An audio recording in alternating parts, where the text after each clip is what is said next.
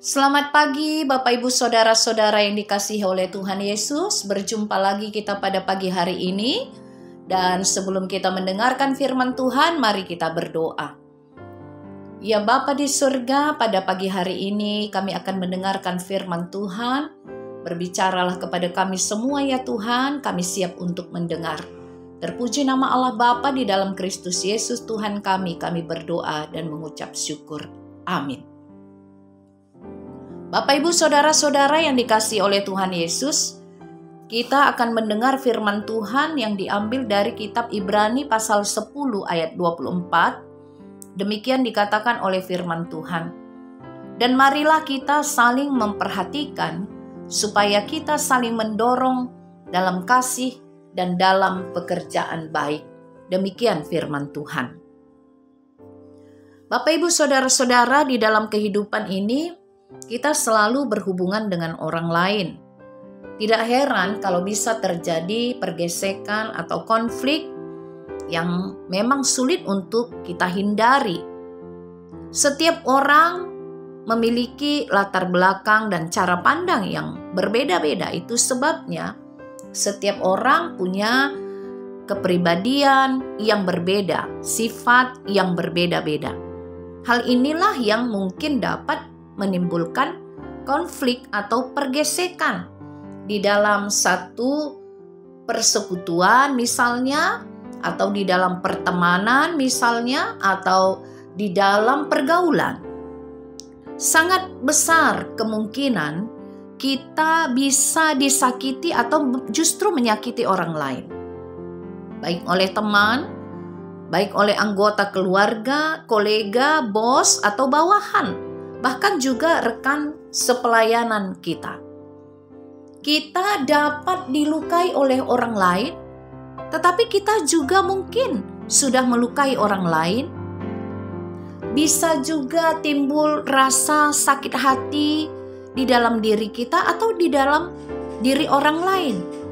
Bahkan oleh perlakuan dan ucapan tertentu yang mungkin sampai pada hari ini sulit untuk dimaafkan. Ada ucapan yang mengatakan demikian. Ya, waktu akan menyembuhkannya. Itu tidak benar Bapak Ibu Saudara-saudara. Waktu memang terus berjalan. Tapi apakah mengubah keadaan? Apakah sembuh saja cukup? Bukan itu yang dimaksud dengan kasih yang daripada Tuhan yang mau mengampuni. Kalau hanya sekedar sembuh, mungkin sembuh. Tetapi bagaimana kita dapat saling mengampuni dan saling mengasihi di dalam hidup kita? Ketika kita disakiti oleh orang lain, ketika Bapak, Ibu disakiti oleh orang lain, saya disakiti oleh orang lain, ada 3 pilihan kepada kita. Yang pertama, membalas. Yang kedua, membisu. Yang ketiga, mengasihi. Kalau kita membalas, ketika kita dibenci, kita balas membenci. Ketika kita disakiti, kita balas menyakiti kembali. Kalau perlu lebih kejam mungkin. Ya, bisa saja kan ada orang yang seperti itu. Tapi apakah itu menyelesaikan masalah? Apakah itu perbuatan yang baik? Apakah itu sesuai dengan firman Tuhan? Justru pembalasan itu adalah suatu dosa yang jelas dilarang di dalam firman Tuhan. Firman Tuhan mengatakan, engkau bukanlah sahabatku bila engkau tidak dapat mengampuni saudaramu. Siapa yang mengatakan itu, Bapak Ibu Saudara-saudara? Tuhan Yesus Kristus. Engkau bukanlah sahabatku jikalau engkau tidak dapat mengampuni saudaramu. Tidak dapat mengampuni saja, itu dosa. Apalagi kemudian membalas apa yang menjadi perbuatan kita ketika kita dibenci, kita balas. Nah, kemudian Kemudian sikap yang kedua, membisu. Saat kita disakiti mungkin saja kita bersikap masa bodoh dan memilih untuk diam. Mungkin karena kita tidak punya cukup keberanian untuk membalas orang tersebut. Sakitnya disimpan di dalam hati. Tetapi apakah itu suatu sikap yang baik? Pilihan yang baik? Tidak, Bapak Ibu Saudara-saudara. Karena kita akan terus-menerus terpuruk di dalam kehidupan yang menanggung penderitaan, menanggung sakit hati. Batin kita menderita. Kalau gitu pilihan yang terbaik yang seperti apa? Pilihan yang indah walaupun bukan hal yang mudah, yaitu mengasihi. Mengasihi orang yang berbuat jahat kepada kita tentu susah. Tetapi inilah yang ditempuh oleh Tuhan Yesus untuk mengasihi manusia. Sekalipun susah, namun Dia tidak pernah menyerah. Mengasihi orang-orang yang berdosa dan yang memberontak terhadap Tuhan Allah. Karena itu Bapak Ibu Saudara-saudara, marilah kita saling memperhatikan, saling mengampuni, saling mengasihi, saling mendorong, saling menopang untuk pekerjaan yang baik. Secara jelas dikatakan dalam Mazmur 133 ayat 1. Di sana dikatakan, sungguh alangkah baiknya dan indahnya apabila saudara-saudara diam bersama dengan rukun. Karena inilah yang dikehendaki Allah. Berkat itu akan mengalir kepada orang-orang yang hidup di dalam kerukunan. Kalau bertengkar terus gereja, kalau bertengkar terus keluarga, kalau ribut terus di dalam masyarakat, di tengah-tengah masyarakat, apakah berkat mengalir untuk rumah tangga itu, keluarga itu, negara itu, bangsa itu, gereja? Tidak, Bapak Ibu Saudara-saudara. Berkat Tuhan mengalir kepada yang hidup di dalam kerukunan.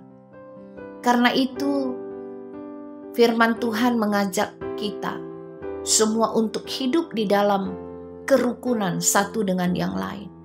Bahkan saling mendorong, tidak bersikap egois, tidak individualis, tidak mementingkan diri sendiri, tidak mencari keuntungan sendiri, tidak menempatkan diri lebih tinggi, lebih hebat, lebih jago, lebih berharga daripada orang lain.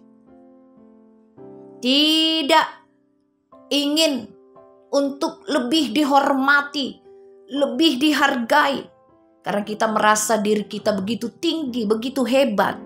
Sehingga orang lain yang harus tunduk kepada kita. Itu semua tidak perlu, Bapak Ibu Saudara-saudara.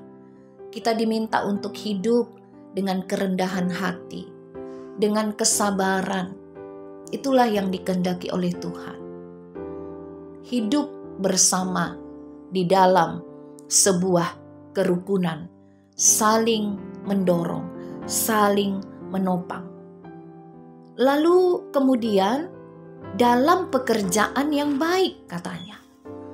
Ada banyak pekerjaan-pekerjaan yang mengharuskan kita bekerja sama dengan orang lain. Tetapi ada saja kita temukan orang-orang yang egois, yang keras kepala, yang hanya mementingkan kemauannya, egonya, tidak dapat bekerja sama dengan orang lain. Untuk orang-orang seperti ini firman Tuhan mengingatkan, mari Bapak Ibu Saudara-saudara, apabila kita bekerja dalam suatu pekerjaan dan berhubungan dengan banyak orang, janganlah hanya suara kita yang mau didengar, janganlah hanya kepentingan kita yang mau dilaksanakan, janganlah hanya suara kita yang ingin diikuti atau diberlakukan, pendapat kita yang hanya mau untuk dilaksanakan dan dikerjakan dalam pekerjaan tersebut. Tetapi kita hargai juga pendapat orang lain. Kita bersedia menerima masukan-masukan yang baik. Kita tidak ingin menjadi orang yang sangat egois, yang hanya kemauan kita yang harus dilaksanakan oleh orang lain. Maka di dalam sebuah pekerjaan yang melibatkan banyak orang, mari kita menjadi orang-orang yang mengasihi, yang mau memperhatikan, mendengar, dan menerima juga masukan dari orang lain. Agar demikian kita dapat saling mendorong, saling menopang dalam kasih dan dalam pekerjaan baik. Tuhan Yesus memberkati. Amin. Kita berdoa. Ya Bapa di surga, terima kasih untuk firman-Mu yang boleh kami dengarkan pada pagi hari ini, yang mengajarkan kami untuk boleh saling mendorong untuk pekerjaan-pekerjaan yang baik dan saling mengasihi. Mampukanlah kami Tuhan Yesus untuk melakukan firman-Mu dalam kehidupan kami agar nama Tuhan ditinggikan dan dipermuliakan. Terpuji nama Allah Bapa di dalam Kristus Yesus, kami berdoa dan mengucap syukur. Amin.